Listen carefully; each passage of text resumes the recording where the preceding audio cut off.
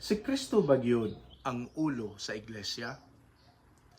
Igsoon, daghan karon nagaingon sa ilang kaugalingon nga sila ang tinuod nga iglesia. Apan ang pangutana, kinsa man gyud ang ulo sa iglesia? Sa Biblia, igsoon, tin-aw kaayo nga nasulat nga si Kristo ang ulo sa iglesia. Atong basahon ang Colossians chapter 1 verse 18. Ingon diri, siya mao ang ulo sa lawas, nga mao ang iglesia. Wala nasulat sa Biblia nga pari ang ulo, pastor ang ulo, founder ang ulo, kundi si Kristo ra gyud ang ulo sa iglesia.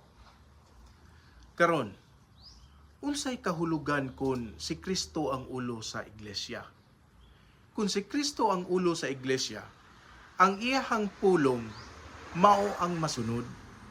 Ang iyahang mga doktrina mao ang balaod. Ang iyahang gipanudlo dili pwedeng ilisan sa tradisyon o kaugalingon nga interes.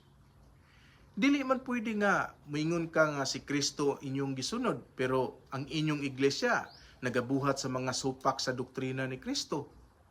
Unsa maingon sa Lucas 6:46 atong basahon? Lucas 6:46, nganong gitawag ko ninyo nga Ginoo, Ginoo, ug dili ninyo buhaton ang akong giingon or sugo. Igsoon, dili igo nga moingon ta nga si Kristo ang ulo apan wala ta nagatuo sa doktrina ni Kristo. Kinahanglan sundo nato ang ihang doktrina. Ang problema karon sa ubang kasimbahanan, igsoon, daghang kasimbahanan nga naga-follow sa tradisyon sa tao. Sama sa Pasko, kalag-kalag, mahal nga adlaw, feng shui, ug uban pang mga tradisyon nga supak sa doktrina ni Kristo. Ug ang uban nga iglesia nagausab sa doktrina aron muuyon sa kalibutan or kaugalingon nila nga interes. Naapoy ubang iglesia nga nagaangkon nga sila ang naay otoridad. Apan atong nabasa igsoon nga ang Ginoong Hesukristo ang ulo sa iglesia. Ug kun adunay lain nga ulo sa iglesia, nagpasabot na igsoon nga dili na iglesia ni Kristo. Kaya ang iglesia sa Dios, usara ang ulo, usara ang lawas.